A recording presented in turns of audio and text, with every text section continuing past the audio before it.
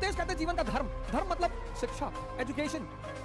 और मैंने कहा आपसे शिक्षा का मुख्य उद्देश्य सिर्फ एक है, दिमाग को जिंदा करना। आपका दिमाग जिंदा हो जाए, आप डॉक्टर बनिए, आप इंजीनियर बनिए, आप आईएएस बनिए, आप साइंटिस्ट बनिए, आप एंटरप्रेन्योर बनिए, आपको जो मन में आए बनिए। अर्थ, मनी, खूब पैसा कमाइए, टारगेट सेट करिए 1 लाख करोड़, 2 लाख करोड़। इसलिए मैंने कहा ना, इसलिए मैं इस देश के हर युवा से अपील करता हूं, ताकत पैदा करो, शक्ति। आनंद क्या है? स्वास्थ्य, हेल्थ। आनंद क्या है? ताकत। जितना ताकतवर मन होता जाता जाएगा, जितनी ताकतवर शरीर होती जाएगी, उतना उत्साह बढ़ता जाएगा। लिख लो कागज में। और हमारे संस्कृति में कहते हैं कभी देर नहीं होती, कभी नहीं। आपकी उम्र कितनी भी हो, 25 साल, 26 साल, 27 साल, 28 साल, 29 साल, 30 साल, 45 साल, 50 साल, आप व्रत ले लो कि मुझे पहले अपने जीवन में व्यक्तिगत क्रांति करनी है, इंडिविजुअल रेवोल्यूशन। पुरानी व्यवस्था को तोड़ देना है। जीवन में 4 उद्देश्य हैं, धर्म, अर्थ, काम और मोक्ष। बड़ा साइंटिफिक फार्मूला है सर ये, बहुत वैज्ञानिक। इसीलिए हिंदू अपने बच्चों को कभी नहीं कहते बचपन में कि धार्मिक ग्रंथ पढ़ लो, कहते ही नहीं हो। इसका मतलब हिंदू धार्मिक है? बिल्कुल नहीं। पहला उद्देश्य कहते हैं जीवन का धर्म। धर्म मतलब शिक्षा, एजुकेशन। और मैंने कहा आपसे शिक्षा का मुख्य उद्देश्य सिर्फ एक है, दिमाग को जिंदा करना। आपका दिमाग जिंदा हो जाए, आप डॉक्टर बनिए, आप इंजीनियर बनिए, आप आईएएस बनिए, आप साइंटिस्ट बनिए, आप एंटरप्रेन्योर बनिए, आपको जो मन में आए बनिए।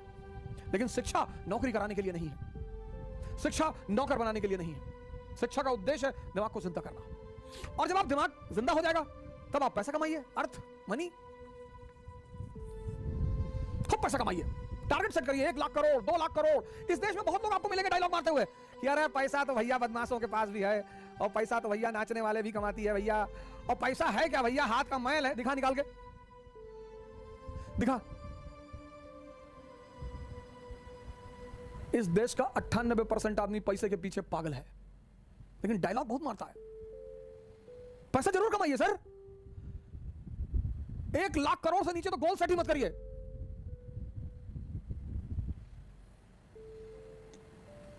जब सपने में ही मोहब्बत करनी है तो डेमी मूर से कर ले, जो काम करने वाली आती है उससे। जब सपना ही देखना है, इस देश में लोग सपना देखने से डरते हैं। अर्थ, एकदम कमाइए सर। किसी चीज को पाकर आप समझते हैं कि वो उपयोगी है या नहीं। आपने 50 लाख रुपया कहीं से कमाया और फॉर्च्यूनर ले आए। ये हमारी तरफ इतनी गरीबी क्यों है यूपी बिहार में? मारवाड़ियों को देखो, हमारे दोस्त हैं मोदी, वो आज भी बजाज सुपर स्कूटर पे चलते हैं, अरबों रुपए के आदमी हैं। बंदा आज कोई बजाज सुपर पे चल रहा हो। 1970 में उनके फादर को मिली थी दहेज में।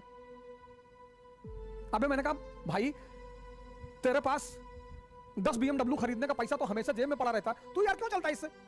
कहता अच्छा BMW खरीद ले जिससे पंडित तुम्हारी नजर लग जाए और हमारे लड़के को उठा के फिरौती मांगो। मारवाड़ी 50 लाख रुपया कमाएगा, 40 लाख का सोना खरीद लेगा। कभी जरूरत पड़ी तो मनी पड़ा हुआ उसके पास। बाकी ब्राह्मण ठाकुर लोग पैसा कमाएंगे या फॉर्च्यूनर ले आएंगे, उस पर नीचे पीछे स्टिकर लगवाएंगे महाकाल। और 4 दिन बाद अगर घर में जरूरत पड़ गई पैसे की तो लोहा है।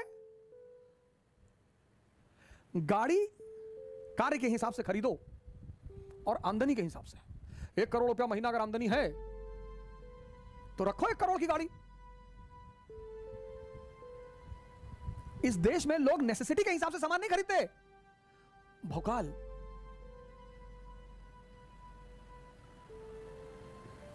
इस देश का जो मंत्र है, खासकर उत्तर भारत का, भौकाल। खूब पैसा कमाओ, भोग करो। बड़ा प्यारा वर्ड है भोग। पैसा कमाओगे तो काम का मतलब भोग। अच्छा खाओ, अच्छा पियो, अच्छा घूमो, खूब भोग करो। बड़ा प्यारा वर्ड है भारतीय संस्कृति में भोग, बहुत जबरदस्त वर्ड। आप आईएएस बन गए तो आपके रिश्तेदार कहेंगे अरे भैया आईएएस बन गए, भोग रहे हैं, मजा ले रहे हैं। बहुत जबरदस्त शब्द है भारत के इतिहास में, संस्कृति में भोग। भोग का मतलब मस्ती और भोग का मतलब कष्ट। तो जब धन कमाओगे, मधुमक्खी, जब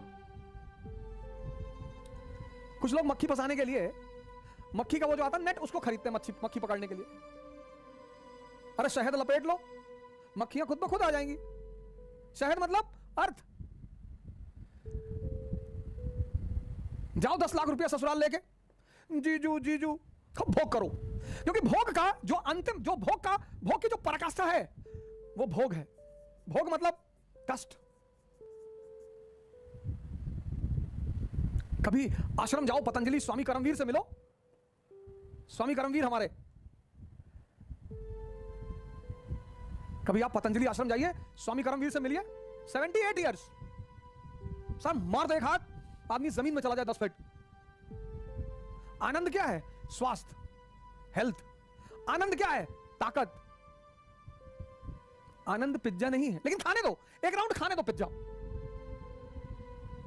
आप पतंजलि जाओ, वहां वो कोई रिक्शा वाला नहीं मिलेगा कपालभाती कर, सब बड़े बड़े लोग, ब्यूरोक्रेट, बिजनेसमैन, इंडस्ट्रियलिस्ट, कैपिटलिस्ट, अरबों रुपए के लोग लौकी का जूस पी रहे हैं सुबह सुबह। उनका ड्राइवर बाहर बैठ के 2 किलो मिठाई खा रहा है और वो अंदर लौकी का जूस पी रहे हैं। दोपहर में सुबह लौकी का जूस पी रहे हैं, 5 बजे 8 बजे करेले का जूस पी रहे हैं और मस्त है सर। कह रहे अब तो हमने सादा जीवन उच्च विचार सीख लिया। इसीलिए हिंदुस्तान की संस्कृति कहती है कि the peak of materialism is the beginning of spiritualism. हम क्यों पिछड़ गए? हम पहले ही स्पिरिचुअलिज्म के पीछे भागने लगे। नहीं नहीं नहीं नहीं, पहले मेटेरियलिज्म एक्सपीरियंस करो। किसी से सुनो मत कि संसार माया है, यह फील होनी चाहिए। बुद्ध को फील हुआ, तबाही मचा दो। ये पहले मस्ती करो, इंद्रियों का दोहन हो जाएगा। इंद्रियों की एक सीमा है, डायबिटीज हो जाएगी, शुगर हो जाएगा, बीपी हो जाएगा, यूरिक एसिड बढ़ जाएगा, क्रेटिनिन बढ़ जाएगा। तुम सोचोगे अरे भगवान ये क्या हो गया जीवन में, तब तुम खुद ही इधर भागोगे, इधर तुम खुद ही भजन करोगे। इसीलिए हिंदू अपने बच्चों के साथ जबरदस्ती नहीं करते। कहते नहीं नहीं बेटा, हिंदू बड़ी बड़ी समझदार कौम है इस मामले में। कहते नहीं नहीं, पहले पढ़ो, पहले अर्थ, पहले पैसा कमाओ, धन, फिर भोगो इस जीवन को। जब तक भोगोगे नहीं तब तक तुम्हें माया समझ में आएगी नहीं। क्योंकि कहीं तो जाके इंद्रियां कहेंगी बस, 50 पे कह देंगी, 60 पे कह देंगी, कहेंगी तो है ही सर। इसीलिए इंद्रियों पे जिया जाना जो जीवन है, सेंसेस पे, उसको हमने नरक कहा कि इंद्रियां नरक में ले जाती है। क्योंकि जहां वो बंद हो जाएंगी, आदत तो तुम्हारी है ही है, अच्छा खाने की, अच्छा पीने की, अच्छा स्त्री की, अच्छा पुरुष की आदत तो पर डाल ही लियो। तो आदत तो मन में है ना, इंद्रियां फेल कर जाएंगी। तो अगर 60 पे इंद्रियां फेल की और 20 साल जी लिए तो वो नरक है। ये इसलिए मैंने कहा ना, इसलिए मैं इस देश के हर युवा से अपील करता हूं, ताकत पैदा करो, शक्ति। क्यों क्यों? गलती से अगर कोई रावण तुम्हारी स्त्री को उठा ले जाए तो तुम लड़ सको। ताकत रखो। ताकत रखने में क्या बुराई है? योग और ध्यान को अपने जीवन का आधार बना लो। जितना ताकतवर मन होता जाता है जाएगा, जितनी ताकतवर शरीर होती जाएगी, उतना उत्साह बढ़ता जाएगा। लिख लो कागज में। पहली चीज, औद्योगिक क्रांति पर आने से पहले मैंने व्यक्तिक क्रांति की बात की, इंडिविजुअल रेवोल्यूशन।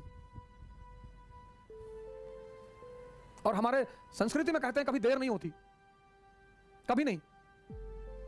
आपकी उम्र कितनी भी हो, 25 साल, 26 साल, 27 साल, 28 साल, 29 साल, 30 साल, 45 साल, 50 साल,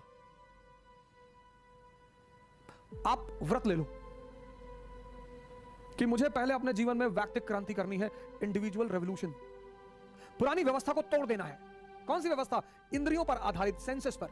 घबराए नहीं, जैसे मैं आपको आज बता रहा हूं ऐसे किसी ने मुझे भी बताया था और मुझे उसकी बात समझ में आई कि कोई बात नहीं, उम्र की परवाह ना करें, समय की परवाह ना करें कि यार मेरी तो उम्र 50 साल होगी, तो क्या फर्क पड़ता है? तो क्या फर्क पड़ता है?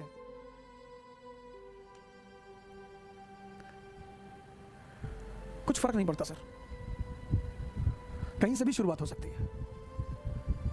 तो आज मैंने आपसे कहा व्यक्तिक क्रांति। इस देश को व्यक्तिक क्रांति की पहली जरूरत है, क्योंकि संसद में जो लोग बैठे, मैं तो अपने मित्रों से जो तैयारी करता मैं कहता हूं 5 साल से ज्यादा नौकरी मत करना, बहुत ज्यादा 10 साल तुम ही बचा पाओगे इस देश को। जिस दिन 400 आईएएस ऑफिसर इस देश की संसद में बैठ जाएंगे ना सर, यह देश महानता की दिशा में खुद ब खुद दौड़ने लगेगा। लेकिन इस देश को शुरुआत करनी पड़ेगी व्यक्तिक